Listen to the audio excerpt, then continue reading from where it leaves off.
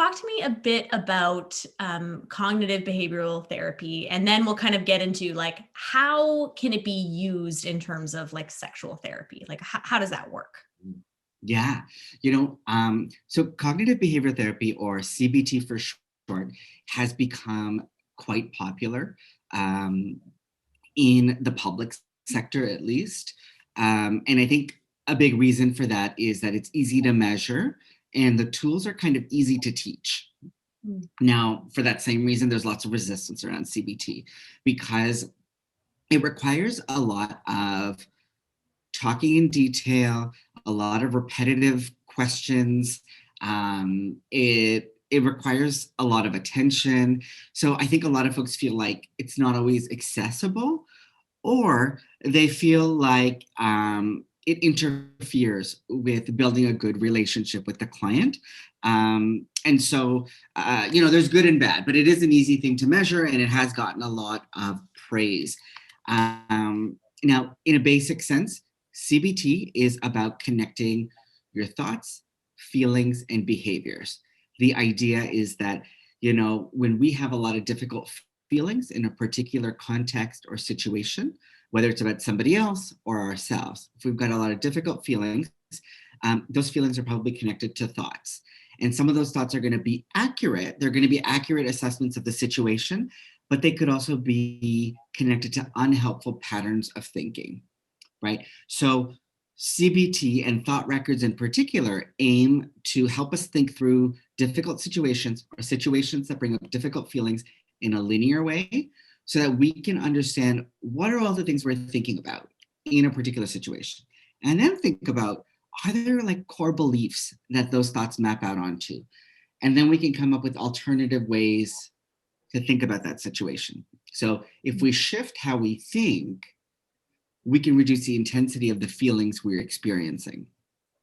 Now, people will quickly say, the thing I'm experiencing is systemic, it's structural, it's about a power imbalance. How can you tell me to just think differently, right? And I think to use this tool responsibly, it's really important not to undermine something that is a systemic reality. We need to focus on unhelpful patterns of thinking. If we're working with, something that is kind of an objective problem, like, do I do this or do I not do this? Or here's a bad thing that happened to me, and objectively it makes sense that I am, really upset and I want to know how to move forward, then we wouldn't use a thought record because we're not analyzing unhelpful thinking patterns. In that case, we would probably use in CBT a problem-solving worksheet, or we would think about what our options are to respond. Does that make sense?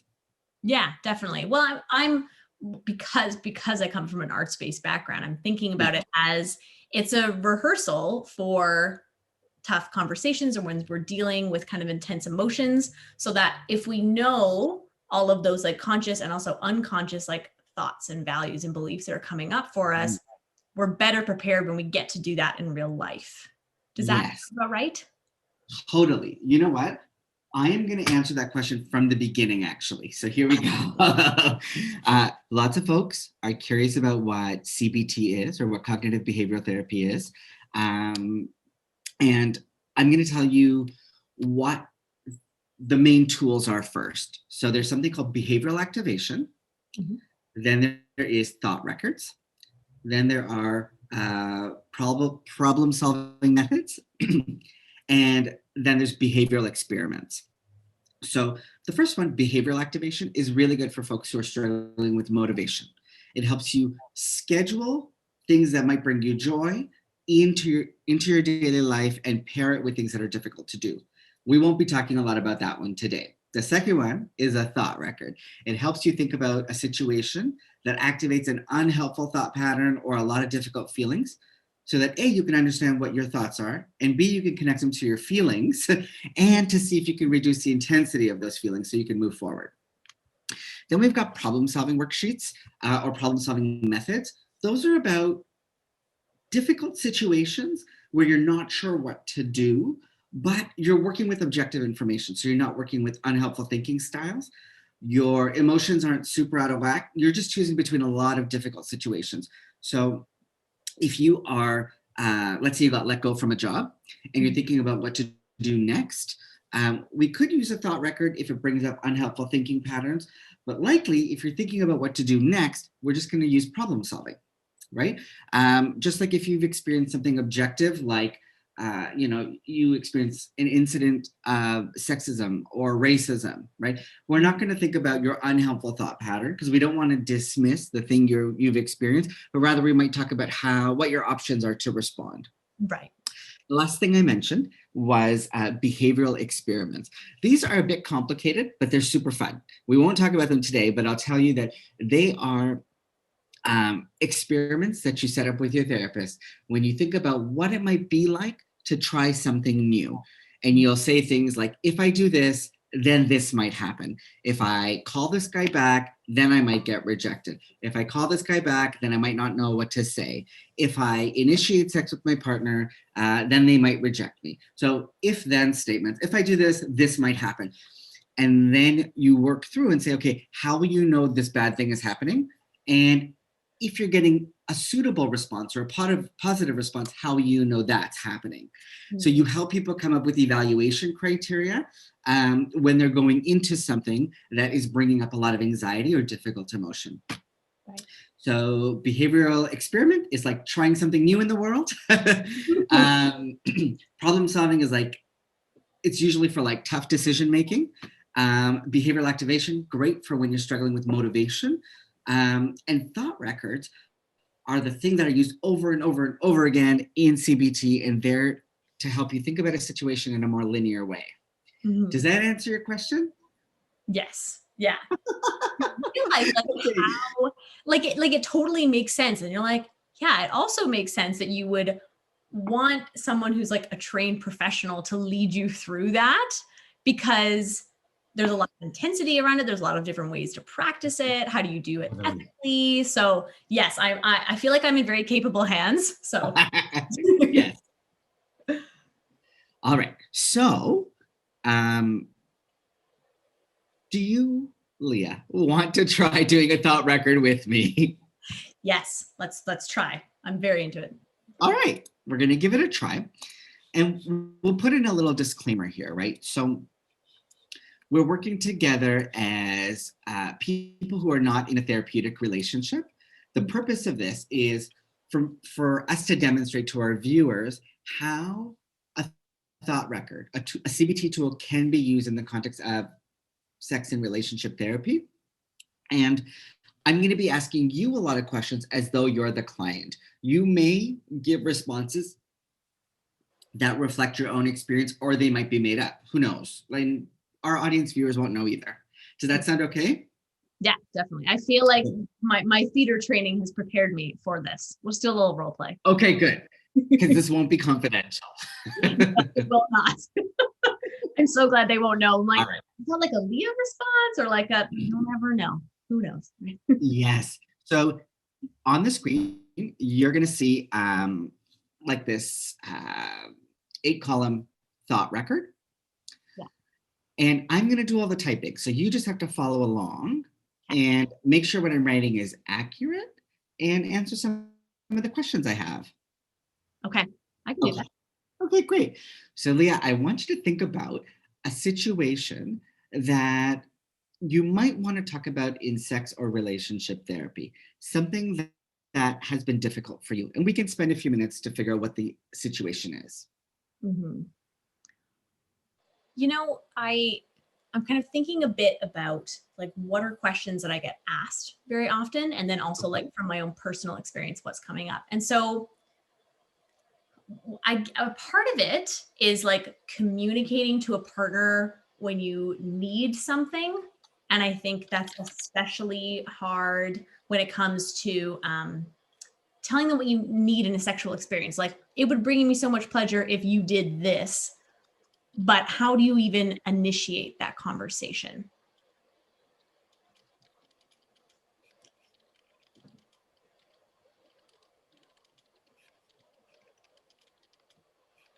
Okay. So that's a great starting point for this situation. And I want you to think about yourself as this hypothetical person, okay? When do you suspect you would you would be having this conversation with your partner? Like, what are the opportunities like for you? Is it on a weekday, on a weekend, after work, dinner, on a date? When would you guys have this conversation? I mean, probably like at the end of the day when we're like relaxing and trying to, be like calm and collected. The hard thing is I imagine the conversation would start while we were already like in bed. So we're like preparing to go to bed, or we're preparing to like have sex or be intimate with each other. And which might not be the best situation, but my thought is that would be the most like common time where I would like bring this up. Perfect. So for you and your partner, it's common to have sex in the evening, and kind of before bed. Yes. Yeah. Is that accurate? Okay. And the days that you do have sex, does it just kind of happen, or does somebody say something first, or does somebody do something first? Probably like a bit of both. I think Mhm. sometimes it's like it's a really set intention, right? It's like, oh, like I went to the bathroom, I shaved my legs, Uh-huh. whatever. Like I'm feeling like sexy and ready, and so I wouldn't necessarily like say anything, but I would indicate like with my body language or whichever that I was like, yeah, I'm into it. Like let's do this. Okay. And if you've indicated it, there's not always communication. Mm-hmm. Okay. And I mean, there is communication, but it's not always verbal. Yes. Yeah. Okay. Okay, great. And you're thinking, because this is the time you tend to have sex, it's probably the best time to have the conversation about pleasure and what you would like your partner to do to Right. you. Okay. And has that happened before? Have you been in a situation where the two of you decided to communicate or talk a bit about how the sex is going to go right before it happens? We have, yes. Like Okay. sometimes it's like during and like checking in with each other, but we definitely have had that Mhm. conversation before of this is what I want to happen. But I definitely have to be in the Ah, right headspace to do that. yes. Okay. Okay. So I'm just going to edit the situation. At the end of the day, preparing to go to bed, and in this case, it's not or, it's and have sex, wanting to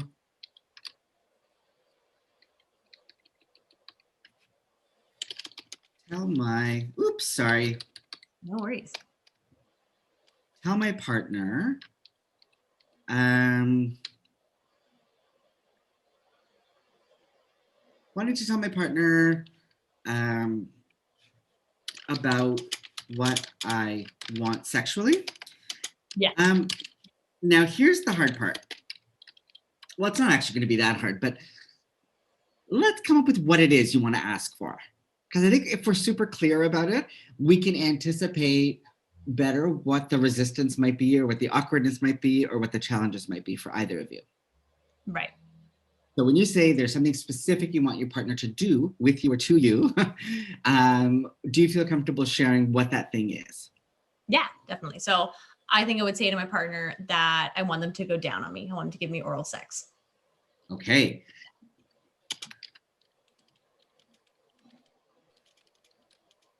Beautiful. This seems like an important thing, so I'm here for it. All right. So when you're in this headspace before bed, and you're about to have sex and you want to tell your partner that you want them to go down on you, what feelings come up for you? Hmm. Some of it is like maybe some embarrassment, but also like an awareness that maybe they've had a long day. So I'm feeling like I don't want to impose on like, are they into it? Are they not into it? So just Mm, trying not to, uncertain is definitely the way it is will. uncertain a good word? Okay. Yes, Just so you know, as we talk, I'll type, but I'll always check in with you to make sure it fits. no, that was great. Cause I was like, and you're like, is she sounding uncertain? I'm like, yes. Uh-huh. Yeah. So Uncertain. embarrassed, uncertain. What else? Um, like like feeling kind of like saucy too, like feeling sexy, like, okay, like I'm about to say this thing to you and tell you what I want. So maybe I'm feeling like confident as well, but I need to lean into that, because if I just like whisper like, oh, can you go down on me? Like, it's not as sexy as being like, I want you to go down on me, right? So it's Yeah. kind of like, I gotta like amp myself up to say it. Aha. And you're getting into, so you said saucy. Does seductive fit or not really? Should I rate saucy? No, seductive totally works. That's good. Is good? Okay. It also sounds like it's not just confidence, but there's a kind of bossiness you're trying to tap into. Yes, Okay. definitely. Because I feel like throughout the day, I'm like very, just very like aware of how other people are feeling and being very accommodating. So it's a nice like switch, right? Because it's like, oh, like Yeah. this isn't who I am in my like normal, like day-to-day life. So I get to Mm, bit of a power difference, which feels kind of nice. yes. So when it comes to feeling words, it's hard for me to really pin that down. Does Mhm. powerful fit to Yeah, some degree? yeah, powerful is good. But like Um, all and sorts. even directed. Yes, directive is good too. Yeah. Okay. We're going to come up with a few more feelings. We're not done. Just so you know, though, it's okay to come up with a whole web of feelings, even if you feel something in a small intensity, right? So if I said, do you feel, angry or afraid or scared or depressed or sad, you might say, I have a little bit of that, and that would be okay. Mhm. Right. So we've got embarrassed, uncertain, seductive, confident, powerful, directive. And I imagine there's another cluster of feelings like anxious, maybe? I don't know. What do you think? Yeah, I was thinking along those lines of like anxious, but like probably also like a bit of shame. Like I think especially as as a woman and someone with a vulva, like all sorts of like genital shame, and just trying to be like, okay, like so there's also like vulnerability woven into that. Like I'm feeling, yeah, like that Absolutely. fine balance of vulnerability and intimacy, because you need that vulnerability to have that intimacy, but then having to Mm. like open yourself up to like, how are they going to respond to this? Like, how recently did I shower? Should I, you know what I mean? Like just worrying about their experience and then like my own self-care. Yeah. When you talk about like being vulnerable, you're also talking about like what somebody thinks about your genitals. And before you talked about like cleanliness, I shaved my legs, and you did these things, and some of that is to get you into a particular headspace. But it seems to me like you're also conscious of that, and like it being like ready enough or appealing enough. And so it makes me think that you might be self-conscious to some degree. Would that be accurate? Yeah, definitely. As soon as you said enough, it's like, are you ready enough? Like, am Yeah, I enough? Sexy enough? Like, yeah. finish it with enough. Definitely. Yeah. Okay, great. All right. I'm going to name a few more feelings, and you let me know if they fit for you, and we'll add them in. Okay. So, eager, excited, curious, um, afraid, apprehensive, um, rejected. Hmm. Those are the ones that I'm thinking of. Do any of those fit for you?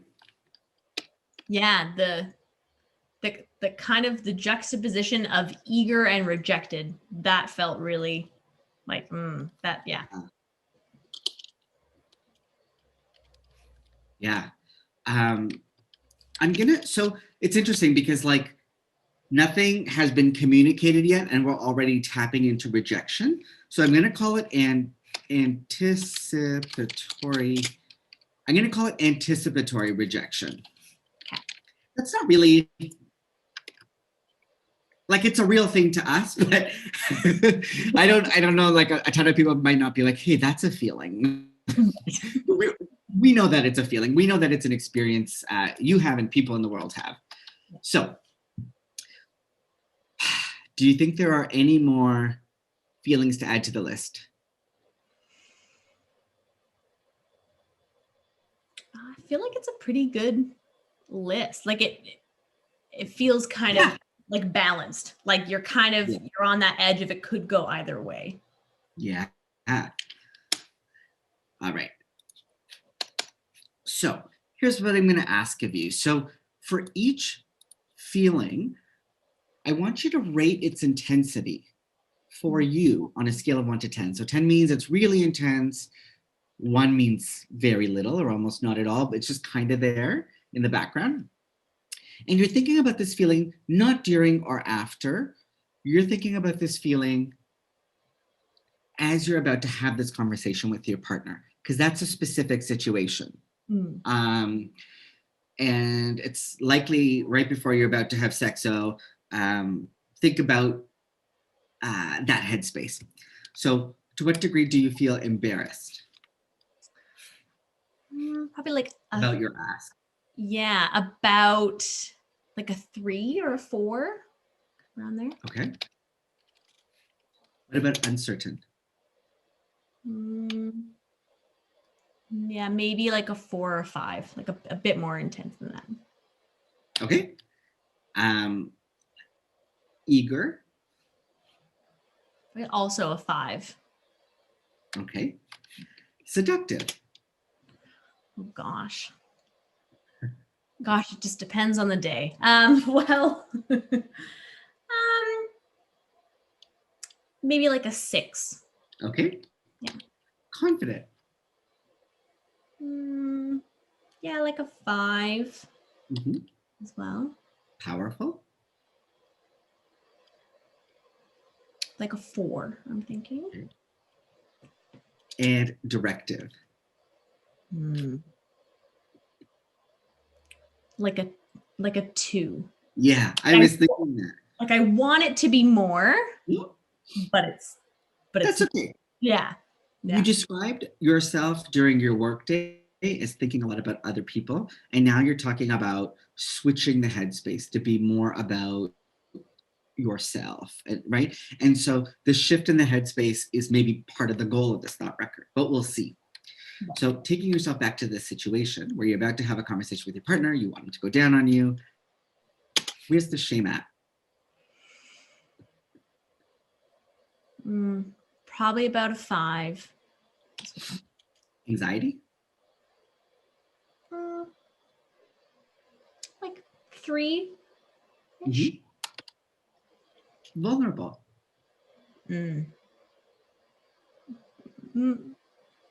Probably about a 5. And how about self-conscious? I think a 6. And our self-created feeling, anticipatory rejection. Probably about a 4. 4. You know, anticipatory rejection, I don't know why this didn't come to me sooner, but it is a feeling. The feeling is, I think it's a combination of rejection and fear. Right? Yeah. Anyway, it doesn't matter. We'll leave it.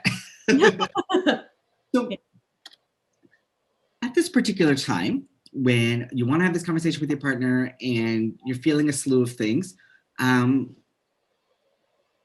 what are you likely to do? You mentioned that you would do, you would signal to your partner that you want to have sex by doing certain things. So you would be saucy. So shaved legs, saucy mood. What else? I'm thinking about what you kind of do in this situation. Right. I'd probably like close the door to indicate like bedroom door? The bedroom door. Yeah, close the bedroom door. Yeah. What else would I do? Maybe like get undressed in a very like intentional way. Yeah.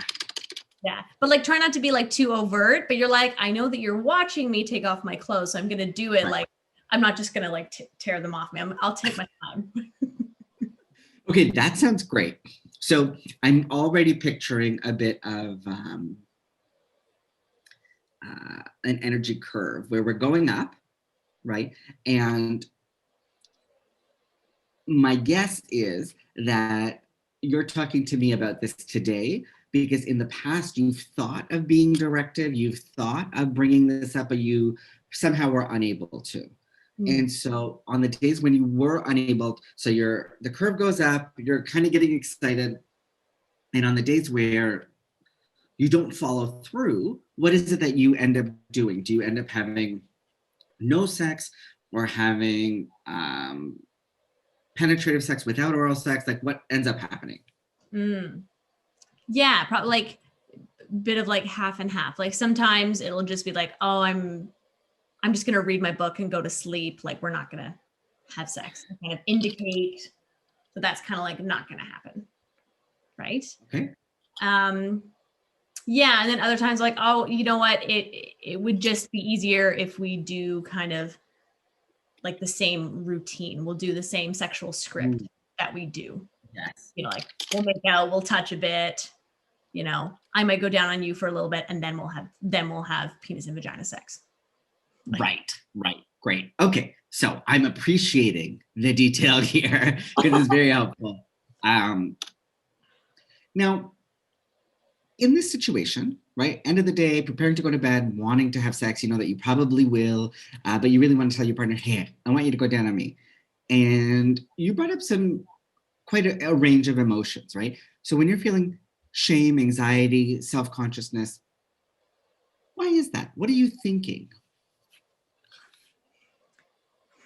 I'm thinking that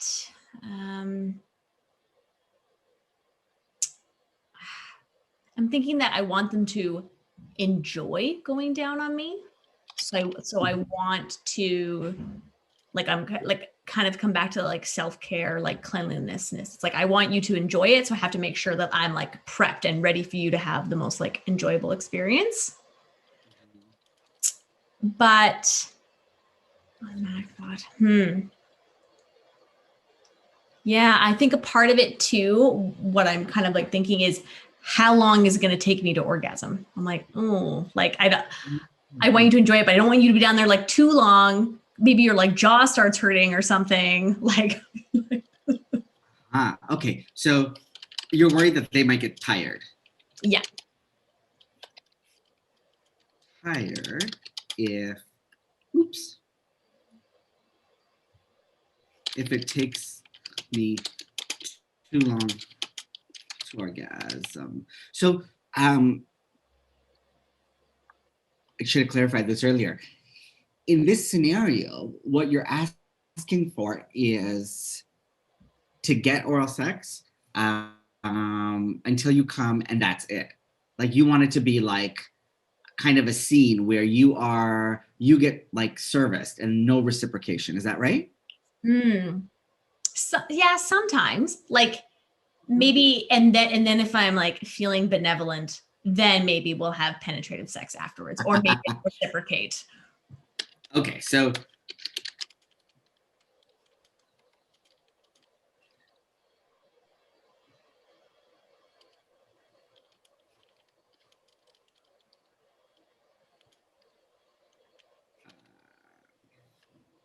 okay, I'm putting that in because I think that's important, right? You're not asking for a small shift. Like when you talked about how you might have sex with him, according to the script, you said, I might go down on him and then, we'll have P and V sex. And in this case, you're not thinking he'll go down on you and then you'll have P and V sex. You're thinking, I want you to just focus on me. And so I think that's important for us to center as like the ask, right? So you want him to enjoy it. You worry that you're not prepared enough. And because you're not going to switch to P and V, it makes sense that you're thinking, oh, what if they get tired and I take too long? Okay, fair. Now,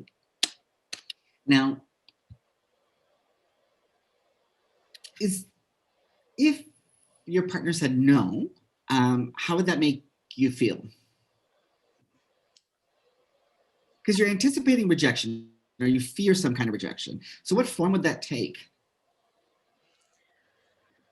Of the rejection, like what the rejection would look like? Yeah. Yeah. I guess like saying, oh, I'm too tired, or can I do this another time? Kind of like delaying that, or yeah, or almost like functionary isn't the right word, but you know what I mean? Like, oh, I'll go down on you for a little bit because then we're gonna get to have like P and V sex afterwards, right? So Yes. it's almost like, okay, we're just gonna switch the script just a little bit, but we'll go back to the thing that we normally do. Mm-hmm. So one of the thoughts there is we may switch the script a little, but not quite what I'm looking for. Mm-hmm. And he might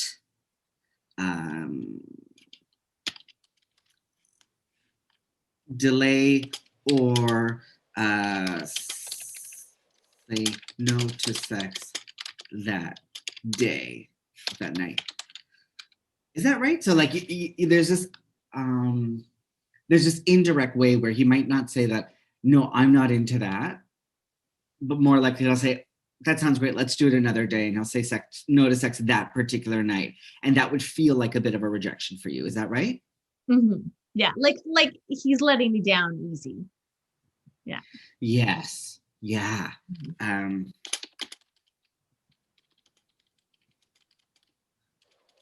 Okay, that's good. Thank you for clarifying that. Now, these are a good list of what we would call automatic thoughts, right? Essentially, I mean, they're not all at the surface of your mind, but when we think about all the things you're feeling, the thoughts come out pretty quickly. Mm-hmm. Now, underneath each of these, I'm going to ask you some clarifying questions. And when I do that, the purpose is to distill the thought further, because maybe that thought can be split up into multiple thoughts and has multiple meanings, or it might be because I'm trying to get at an underlying belief that you carry. Okay, are you ready for that part? Yeah, I'm ready. Yeah. Okay, so I will tell you though, by the time we're done this column, it's normal to be very exhausted. In an actual therapy session, I might finish the automatic thoughts column and end the session or talk about something else and then come back to it. But today we'll do the whole thing. So when you say, I want him to enjoy going down on me, can you tell me more about that? Why do you want that? Why is that important to you? I guess I feel like in terms of the relationship, you want it to feel kind of like reciprocal, like we're both getting something out of this experience. Mm-hmm. So like I want them to like feel pleasure from like giving me pleasure. Mm-hmm. Yeah, and to feel, I don't know, like in some ways it's kind of like intimacy of feeling like, we like care about each other enough that we're going to do like kind of like a give and take. So maybe it speaks to like, yeah, like intimacy and like the strength of the relationship sort of thing.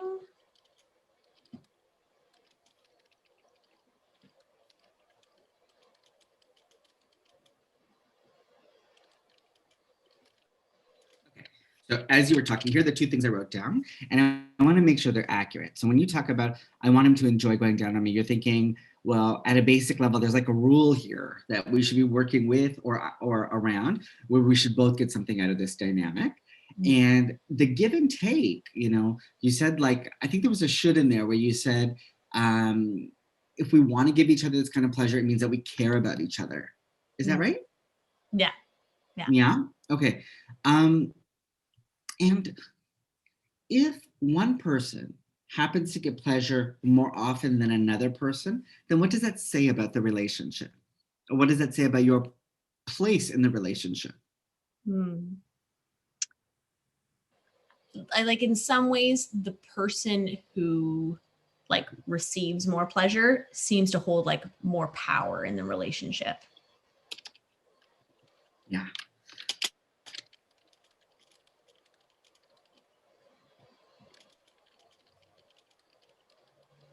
All right.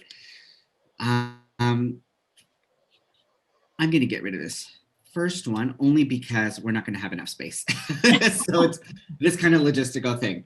When you think about being prepared enough, right?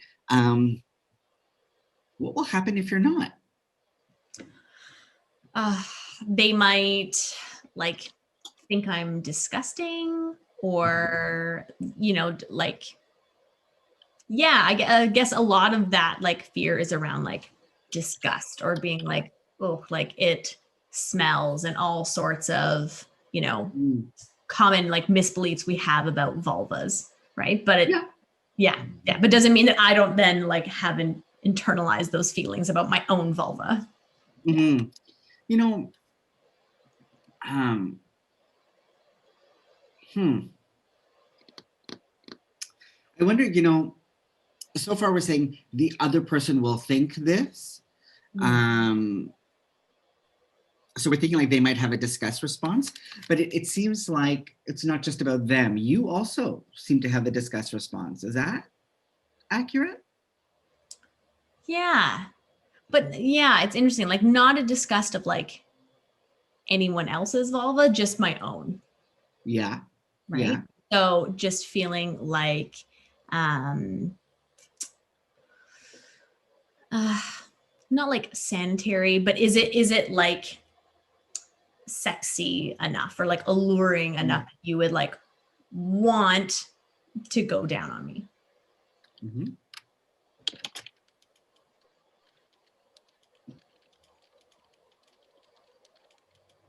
So your vulva might not be alluring enough. Mm-hmm. And, you know, I wonder if, I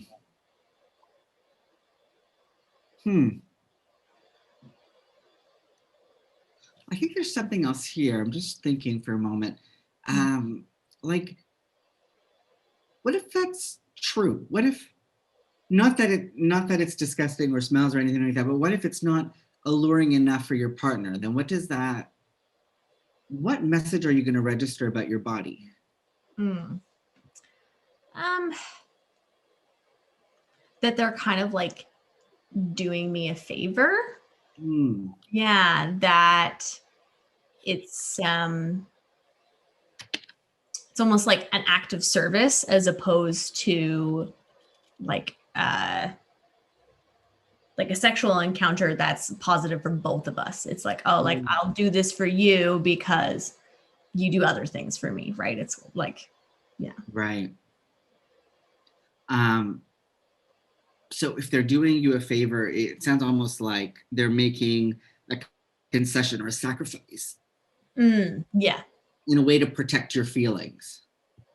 Yeah. Mm-hmm. Okay.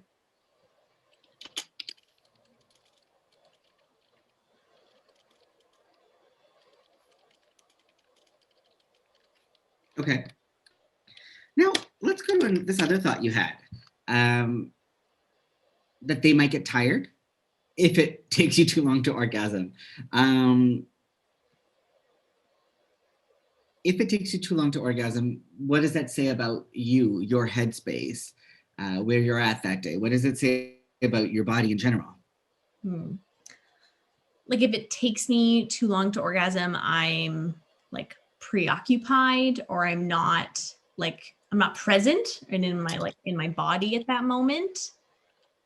And then the more I worry about being present and being in my body, the less I'm able to do that.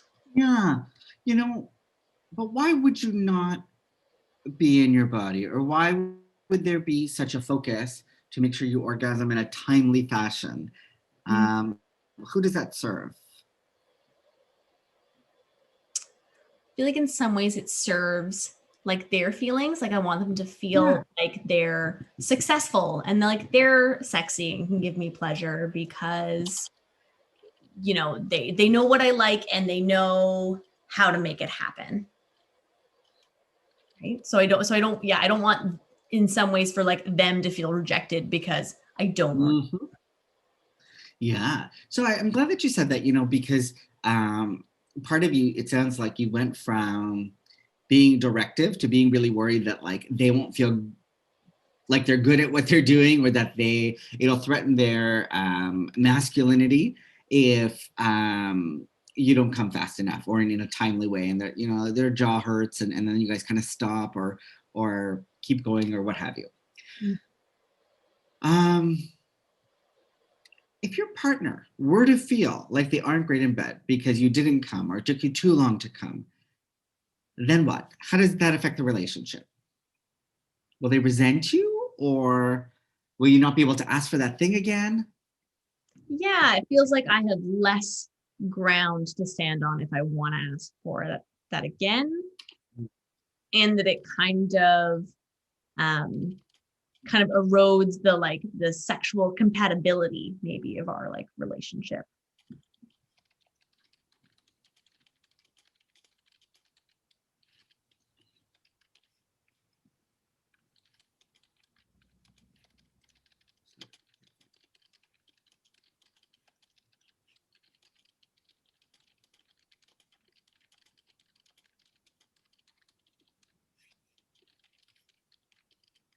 All right. Does all of that sound accurate so far? Have I Mm-hmm. Yeah. written down the things you've kind of said? Okay. Now,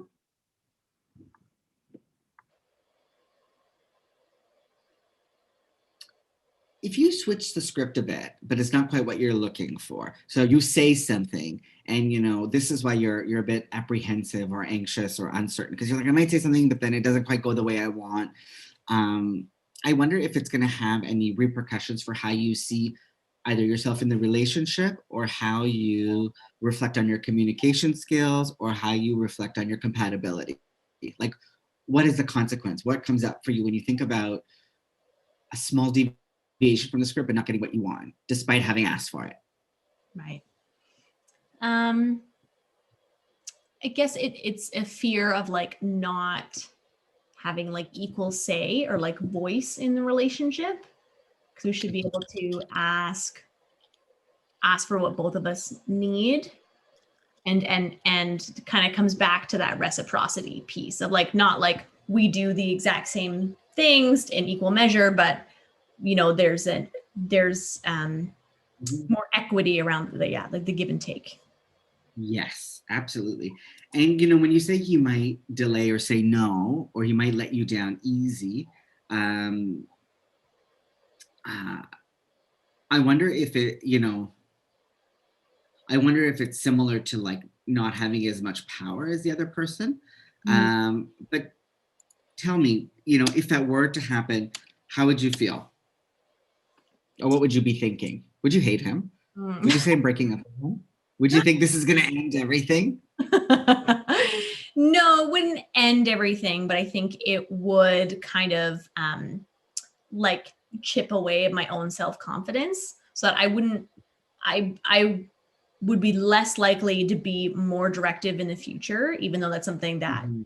feels very empowering. But if I'm directive and then that's met with rejection, then I'm less likely to repeat that. And I'm like, oh, I should like avoid that instead. Yeah. So, I like the way you phrase that, because it really helps me understand that you are cautious about when you bring it up. Because if you feel like you're bringing it up at the wrong time or the wrong night, it's just not, there's something off about it. It can be quite detrimental, because if that doesn't go the way you plan, you'll feel less able to ask for something like this in the future. Mm-hmm. Yeah. Right. Okay. So we have quite a few thoughts, and that's a good thing. Thoughts are a good thing, especially in CBT. So I want you to think for a moment, just reflect on this chart, think about the situation,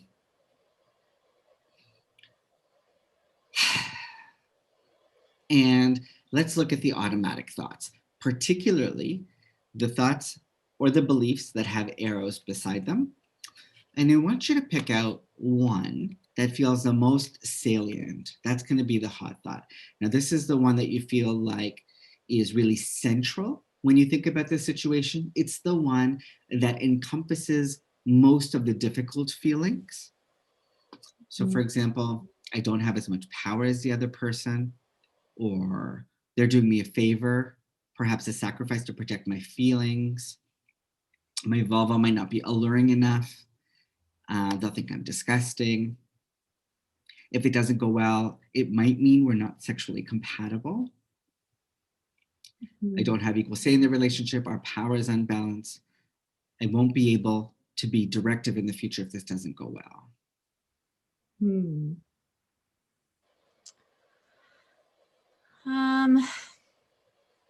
Oh, that's hard because there's like there's Okay, tell me the multiple ones that are standing out to you.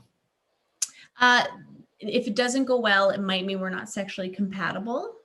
Like that one feels for me kind of like a sticking point. Yeah. And then I don't have as much power as the other person, I think. Yeah. This one here, I don't have equal say in the relationship. Our power is unbalanced, or I guess it could be either one, right? Yeah, they're very they're quite similar. Yeah. And I think that's important, right? Because it seems like when multiple thoughts can be distilled into like the same belief, it might mean that that's a reoccurring theme for you. That's a thing you worry about being true to some degree.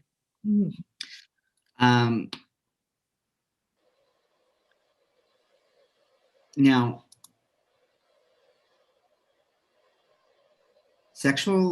we might not be sexually compatible, and I don't have as much power as the other person. Which of those two? Unless you think it's both, but that makes our work a little bit trickier. Yeah, I think the power one, because I think that kind of feeds into that like idea of sexual compatibility, but it kind of gets at more of a root insecurity there or something. Okay. Yeah. So I think, I'm gonna present another scenario because the way you've connected those two makes sense. You're thinking about the imbalance in power being the root, but I would suggest that not having enough power or feeling like you have enough power can, so sorry, I did something and I don't know how to undo it. Here we go, never mind. Okay, so when you think I don't have as much power as the other person, that could be like a deal breaker in a relationship, or it could mean we need to have a hard conversation, right? Whereas the other one, if it doesn't go well, it might mean we're not sexually compatible.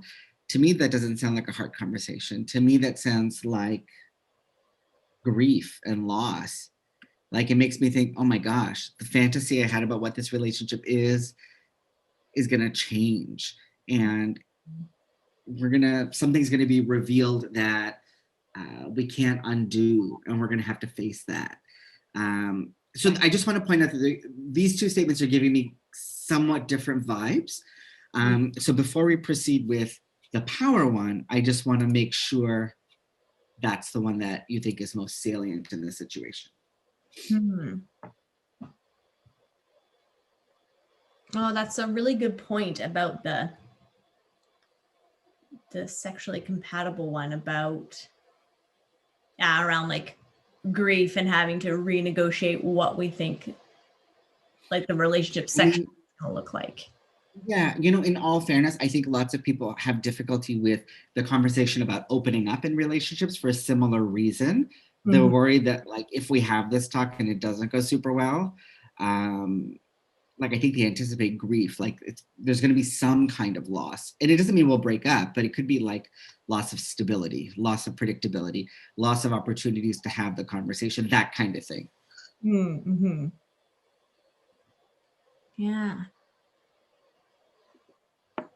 Yeah, no, I think you're right. It's not so much this is a like not necessarily like detrimental to the relationship, but it's like, ooh, like something is going to shift and change in response to this conversation. But not necessarily like that means that the relationship itself is going to come apart. Yeah. Yeah. I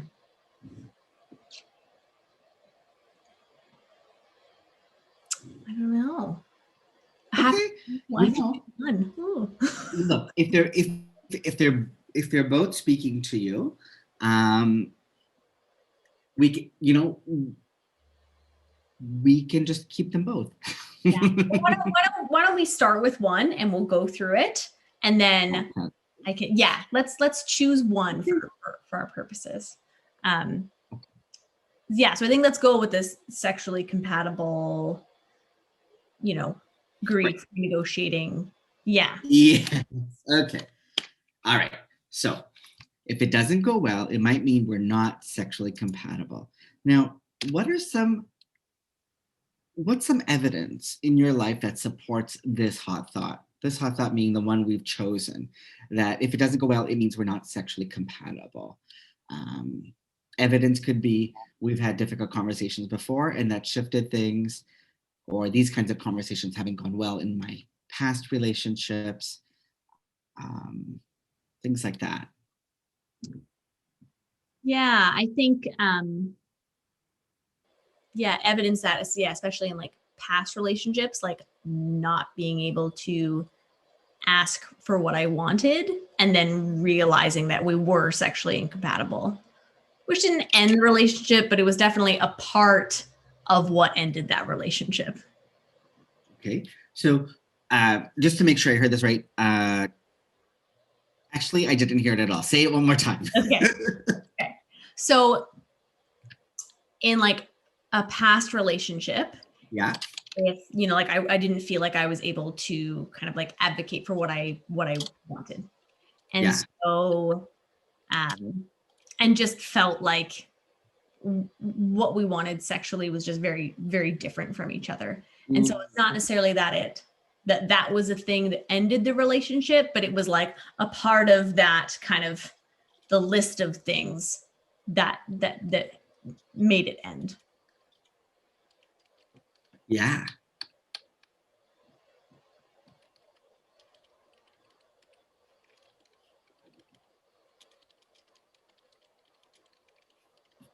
So past relationship, I didn't feel like we could ask for sexual things, and that contributed to our ending. Yeah. Yeah. Okay, beauty. What else? It could be that, remember this is also like kind of an imaginary client that you're pretending to be. And I wonder if that person has had experiences being directed with men and it not going super well, or bruising their ego, for example. Yeah, of like trying to be like directive and confident and asking, for what you want, and then having it like turned on you, like, do you not like what I do otherwise? Like, has the sex we've had before this not been as good for you? Kind of like questioning like past sexual experiences. Yeah.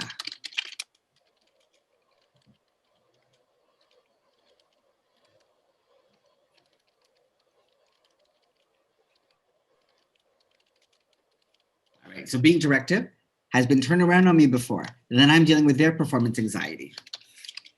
Yeah. Okay. Maybe one more thing here that supports the idea that if it doesn't go well, it might mean we're not sexually compatible. So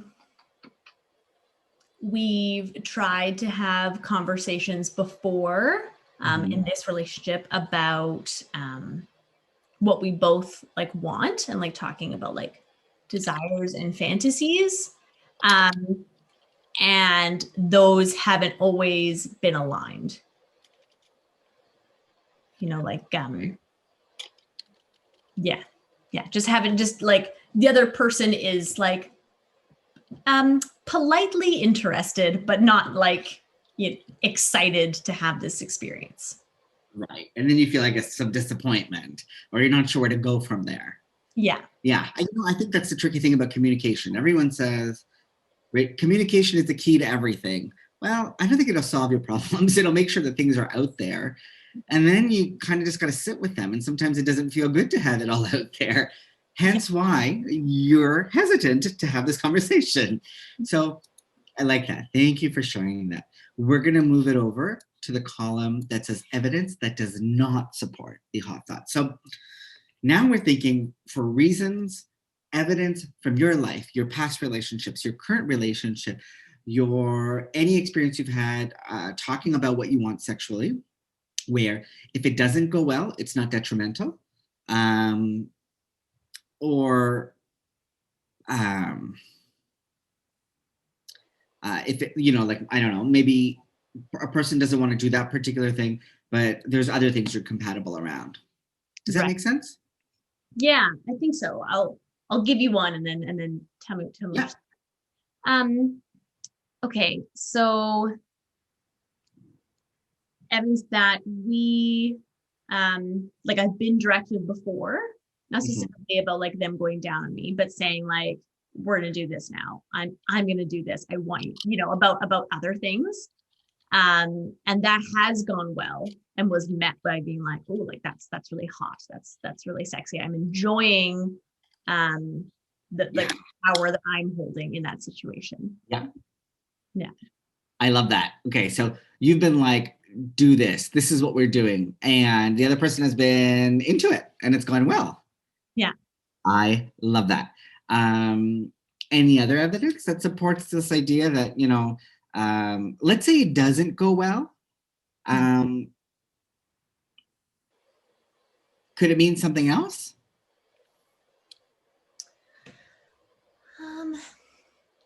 Doesn't go well, and it's not about like me or exactly. compatibility. Yeah, it's not about my performance or sexual, how like sexy they think I am. It's about like their own insecurity about kind of related before, like their own kind of performance anxiety. Yeah. I can see, or external factors, Yeah. Or like stress about other things that are happening and like them not being in the right headspace. It's all rhythm. Rhythm okay, is never mind.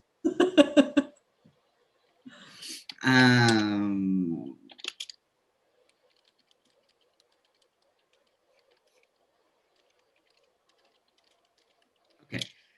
I like this, that, if it doesn't go well or doesn't go as planned, so, you're not having the best time, or, let's say you couldn't help yourself. You were worried about whether or not they're enjoying it and you didn't come, or it took you a long time to come. In a way, it's not that didn't go well, but it didn't go quite as you imagined it. And it's nice to be able to say, that probably has happened in other realms. If it's not with this sexual act, it could be with other things, where you're like, it was external things. It was like the day of the week. It was just the rhythm we were in, the mood we were in, or maybe we drank too much, or it's about the other person being in the headspace and prepared for that particular thing. So that can be helpful evidence. Have you been sexually directive before and had to kind of change direction in the middle to make it go a different way? Yeah, like being directed before and then kind of like losing confidence or not knowing what to say next, and then feeling like, oh, maybe let's try this thing now. So trying to like maintain that like directive, in control, like sexy persona, but then being like, oh, actually that didn't work, never mind. Or like that was awkward, let's try. Yeah, like, or like you say something and that just kind of met was like, oh wait, what? Like that that kind of took me out of the moment. Yeah, totally. So what I like about that is that, we're recognizing that the directive persona is not just something that's happening in the beginning. It happens throughout. So like you've probably been in situations where you're like, oh, it's not going quite like I thought it was.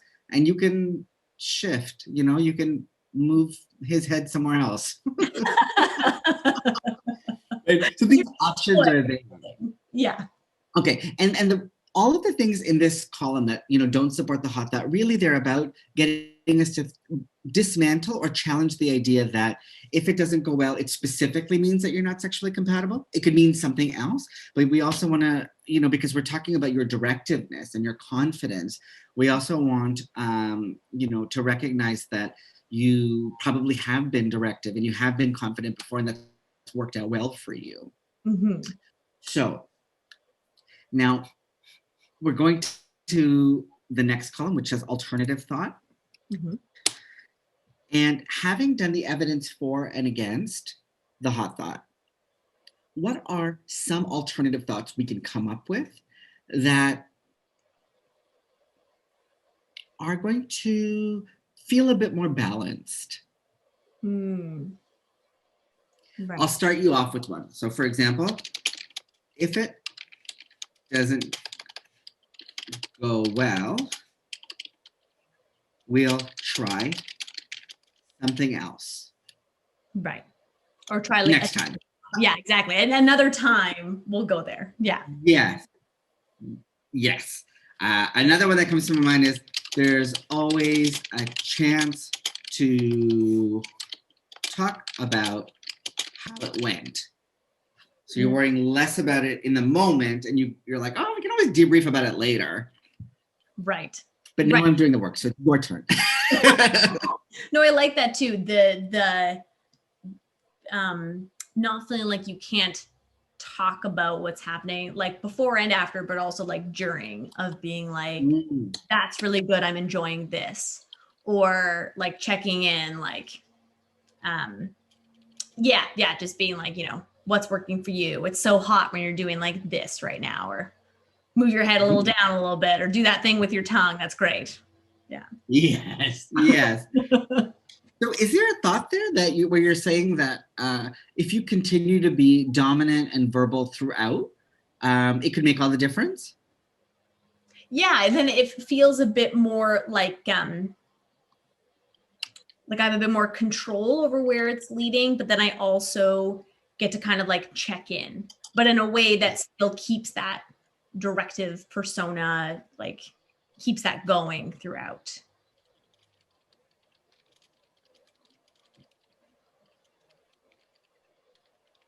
Okay, that's great.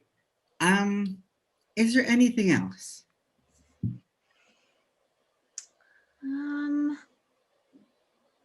I'm trying to think if it doesn't go well, or if they say no, then it's less about like, we'll try something else next time, but also like coming back to my default of like, what's going on for them? Like, is there something that's, Well, okay. So I wonder if there's an alternative thought there about how much responsibility you want to take for whether or not somebody else is into this. Right. Is how much pressure am I putting on that other person, like in this situation right now? Well, or like none. You're putting pressure on you, actually. I say that's my right. So it might be that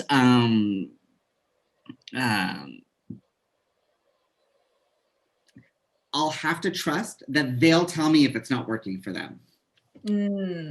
Yeah. Should I put that down? Yeah. Trusting them to be like honest with me in that. Yeah. In that moment.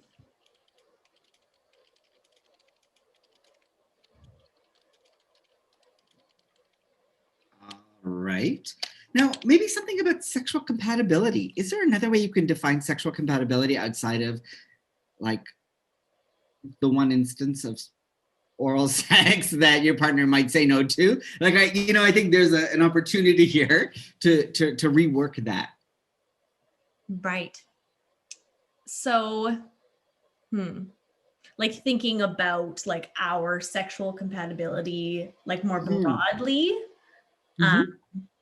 and thinking about how does it like one like certain act doesn't define our sexual compatibility as a whole.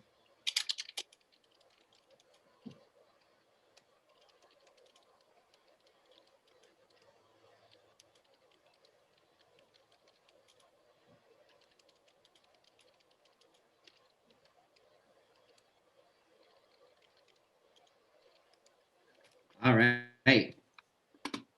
I don't think we have room for more thoughts. So I would like for you to think about this situation again, where, end of the day, preparing to go to bed and have sex or likely have sex, you want to tell your partner about this fantasy, you want to be directive, you want to shift into this headspace. You think, you know what? If it doesn't go well, it could be we're not sexually compatible. Which of these alternative thoughts stands out to you as the most helpful? The one you have the most belief in? I really like I have the option to be dominant and verbal throughout, like while also like checking in. Yeah. Yeah. I like that you picked that one. Because when this is why it's really important that it comes from you, because the first one that came to my mind was, well, if it doesn't go well, we'll try something else next time. But you might say, I don't have a high belief that that's actually what's going to happen. Like I can tell myself that, but I don't believe it because I actually think I'm going to shut down, right? So I like this one a lot. I have the option to be dominant and verbal throughout while also checking in. Now, when you think about the new thought, the alternative thought, the one that's supposed to be a bit more balanced, I'd like for you to help me re-rate some of the feelings we've identified here. And don't worry about whether they're higher or lower, okay? But now you're thinking, I want to have sex. I want him to go down on me. That's going to be the beginning and the end of the sex, and have the option to be dominant and verbal throughout while also checking in. Where is your sense of feeling embarrassed on a scale of 1 to 10?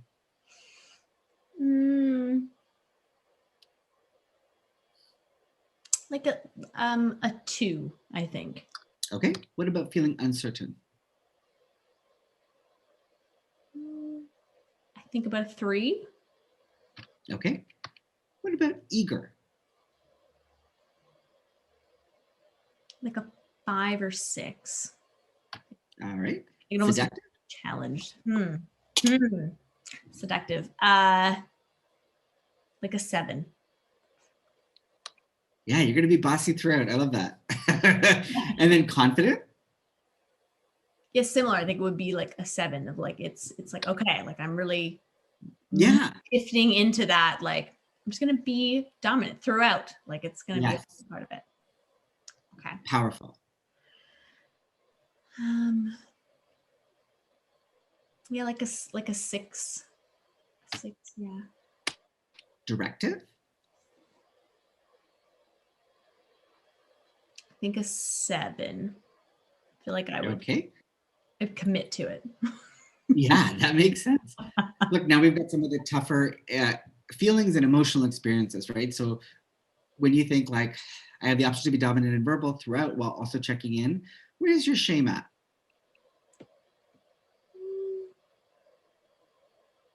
Like a 2 or 3.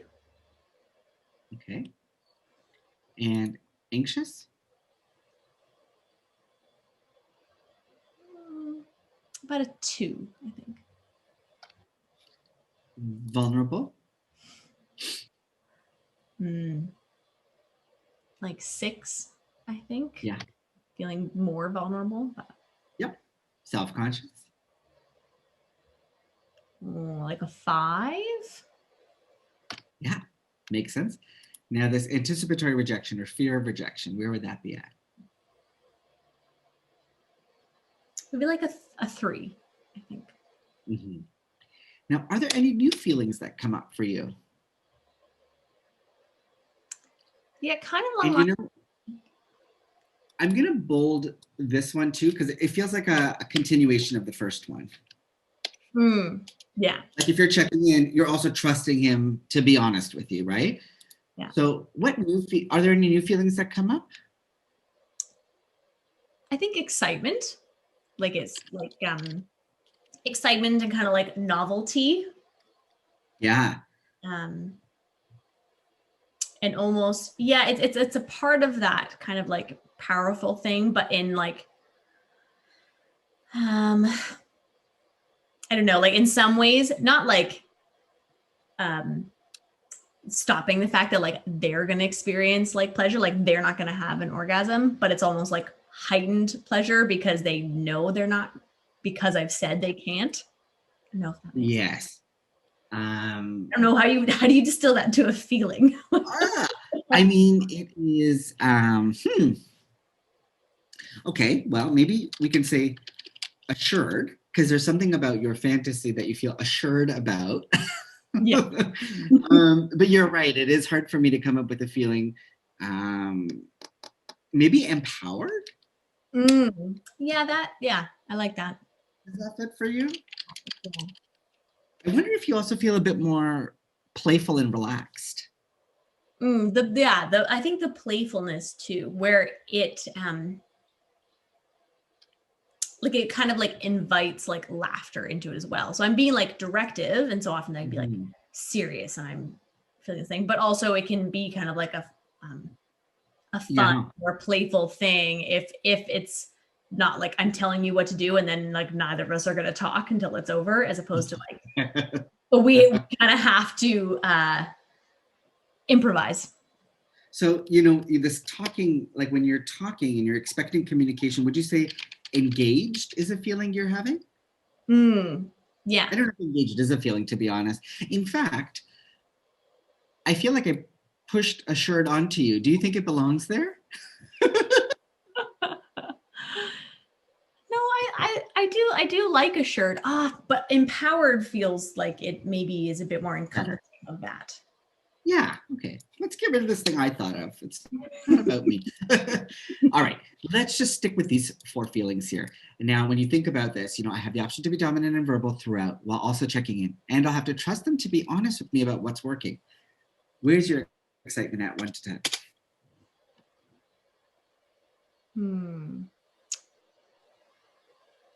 A 7. Ooh, empowered. 6. Playful. I think a 7 as well. Engaged. Engaged is like present, I think, right? Yeah, present. I was thinking that. Like that. Maybe that's a better. Yeah. I almost feel like that would be even like more heightened. Like that would have to be like an 8, because that's the thing that's going to underpin all of these other things. Like I have to be. Yeah. And you know, frankly, I think if the scene goes the way you plan, where all the attention is on you, you might even feel a bit euphoric. But I won't impose more feelings on you. So let's look at this thought record together for a moment, okay? And I want us to compare the 2 columns of feelings, the initial ones and then the present ones after you came up with an alternative thought. Now, never, ever, ever is it our objective to get rid of all the feelings, right? So if you feel shame, anxious, vulnerable, self-conscious, it's like we can't erase those things. But if we can reduce the intensity, it provides us some space for other kinds of emotional experiences, right? And if those feelings come with inner dialogue and thoughts, it's kind of like it's noise that gets in the way, right? And it overshadows some of the other feelings you could be experiencing. How do you feel having gone through a thought record? I feel good. I feel good like now. I feel like I was definitely like challenged about like halfway through. Yes. Yeah. But feeling really good now. were you a bit worried about the outcome when we talked about if it doesn't go well, it might mean we're not sexually compatible? Like, was that hitting you hard a little bit? Yeah, like it kind of spirals you into like anxieties about the relationship as a whole, and like Yeah. questioning, is it going well? Is this what I actually want? Are both of us feeling fulfilled in this relationship? And Yes. yeah. Exactly. And so on the one hand, it's very useful to take a step out of the situation or the situation in a topical way and go deeper to say not just what are the thoughts, but what are my beliefs, or let's distill this automatic thought and see what's really at the core of it. But getting to the core of something can also produce more anxiety. Mm-hmm. Um, and it's tricky because then you're halfway through and you're thinking, oh my God, maybe it's not just about me being confident enough to ask for something. There might be a bigger problem here, right? So we have to be very careful that when we go to our alternative thought, that we're picking something that really most directly responds to the hot thought. Right. Does that make sense? Yeah. Because we want to allay some of those fears. We don't want you to leave feeling more anxious. We want you to leave having a better sense of what gets activated for you when you want to have sexual communication. Mm-hmm. Mm-hmm. Okay, I'm going to stop sharing screen.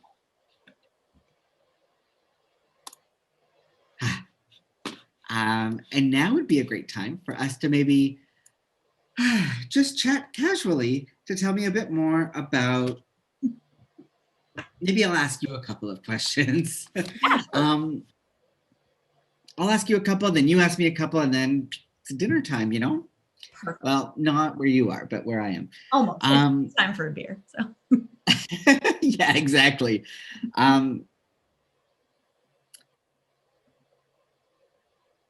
How do you think a thought record could be helpful for you or other people who have concerns around sex and relationships? I think it helps us confront our fears and anxieties in a way that helps us understand them in a more wholesome way. So instead of letting it become a larger thing in our minds and in our bodies, it's okay, I'm not going to shy away from it. Let's address it and do kind of like that Mm-hmm. that deep dive into what's going on. Yes. And it kind of helps you like come out the other side. So we talk about in theater about trusting the process of like when you're in the process, you're like, oh, it's messy and it's shit and what's happening and I don't know. And then at the end of it, there always is something like worthwhile or that, but you had to go through all of that to get to this thing at the other end. Oh, I love that description. It makes me think about, if we did the exact same situation with somebody else, but the stuff around shame, around genitals, if that was more intense than the sexual compatibility stuff, it could have gone in a very different direction. Yeah. Right. So it really depends on the intensity of the feeling and which automatic thoughts and beliefs are really standing out for somebody. Because what happened here was we didn't use the thought record to address your shame. In fact, we made your shame a bit smaller because I categorize it as, I'm like, oh, this is noise. She's worried about lack of compatibility, and that might be a kind of disappointment or a loss. So we went in a different direction. So that's what I like about the linear process. We get to see what's really standing out as the driver of the problem. Mm-hmm. Who do you think would have a terrible time with this kind of exercise? You know what? I think it would be hard for folks who already struggle with like verbal communication. Yeah.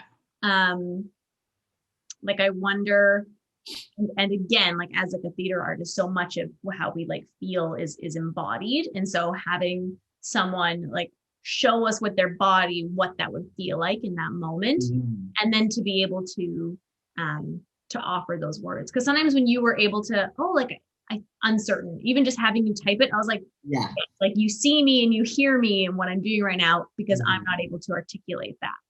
Mm-hmm. So I feel like folks would maybe like shy away from that at first about being like, Yes, oh, I don't have the right words to express it. totally. You know, one of the things that can be done to make it a bit more accessible um, is to give the person you're working with a feeling sheet so that they can pick. Oh, I And the other thing is, if you can get a whiteboard or a chalkboard or whatever it is, to write some of it out can be very helpful, particularly automatic thoughts. So that you're writing it on the whiteboard, and then the client or the other person is writing it on on the worksheet, and that can be helpful. Um, I think there's lots of opportunity for people to get stuck and get frustrated, and that's one of my worries. Is that other therapists have asked me, "Hey, Rahim, do you give your clients CBT homework?" And I say, "No way," because I want to wait till we've done it several times together, um, so that they don't get frustrated with themselves, especially if you're working around on things around self-esteem. Um, you know, you it might be that you just need a coach anytime you're working on a thing like that. To expect yourself to do it on your own might not be reasonable. Of course, there are some people who love it and can't do it on their own. They're great, good for them. But I think we have to think about those things, when we try to use a tool like this. Before we wrap up, Leah, do you have any questions for me about this tool, about this process, about I don't know? like I'm so intrigued, like as I don't know, it's how you facilitate that. Like Mhm. again, like not being trained at Yeah, all as a therapist and knowing like how that would go. And then you're also a social worker, am I right? yeah. Right. Mhm. So like just this like wonderful body of knowledge that brings you to the moment to be able to ask really insightful questions. But Mhm. what is that like in the moment of, because I recognize that your brain's working on multiple levels. You're like, I'm hearing you, I'm trying to distill your thoughts, I'm trying to write down the thoughts, I'm trying to like be really clear and like see like your brain's already probably like 10 steps ahead of where we are. So what is that like for you? You know, it's quite tiring. I find after I do a thought record with a client, like I check in with them about how they're feeling, and they're like, "Oh my God, I'm exhausted." I'm like, "Yo, me too." And I think it is a lot of brain work. Um, and I am doing like quite a bit of anticipating. And I've heard people say things like, CBT isn't anti-oppressive, or this modality, narrative therapy is the most anti-oppressive. And I think, to be honest, like anything can be done badly. And I think it takes a lot of time to really think about our lens, our values, and the way we approach interventions. And that's why I think it's important for people who don't feel inclined to do CBT to not do it. Because if you really hate it, you're not going to do it in the most anti-oppressive way possible, right? Um, but for me personally, it can be fun. I also think that you know clients can feel a sense of accomplishment when we do it together, and when they feel good about that, I feel good about that. And some folks are circular. When we're just doing talk therapy, they can be quite circular, like we come back to the same thing every few weeks. And that's when I might say, hey, why don't we do a thought record about this so we can really figure out what's going on, or maybe go a bit deeper. And they benefit from that, right? um, there's other personalities and other people it doesn't necessarily work with, and then I never bring it up again. Because I frame it as an experiment. I'm like, let's try something. It's a tool. I can't guarantee that it's going to be great, but I can do my best. That's all I Yeah. got. Yeah. No, it's great. But I really appreciate that, especially when you're talking about like the circularity, how it's so easy, especially when it's in our own mind, to get caught in that cycle. And then, because like we like to think of like our lives as linear or whatever, but then actually going through like step by step, let's clearly figure out what's going Yeah. on. And Mhm. me, because I'm like a perpetual student, I'm like, we filled out the sheet. Well done, us. I get an A. Yeah, yeah, yeah. Look, and from a psychodynamic perspective, I might later be like, what is it like for you to experience achievement when you feel like you've pleased somebody or you've learned something? Um, who in your family is proud of you. Like we could analyze it in other ways. There is a transference that happens. But for the moment, we can also say that, hey, you learned a skill, right? And we created some insight about what was going on in this particular situation. So I personally love the idea of mixing CBT with other modalities as well. Mm-hmm. Exactly. Oh, I really enjoyed that. But you're right. Like your You need to head be there. hurts at the end. Wow. Makes your head hurt. Yes, it really does. Okay, shall we call it? It's a wrap. Actually, I should tell folks, if you want to follow me on Instagram, I'm at Lady Adavan. And if you want to visit my website, it's affectiveconsult.ca. Leah and I will put some of that information in the YouTube or the whatever. And Leah, do you want to share anything about yourself that needs to go in this video? Sure. As you said, in the episode description and also in the video description, I always like point down below because I imagine it's like beneath what people are listening or watching. Yeah. Yeah, so we'll have links to your Instagram, to my Instagram as well at dr.leah.tidey. And I actually just launched my website finally. So I have a website. So it's just leahtidey.com. So I'll send that out to people. And if you want to know more, get in touch with us.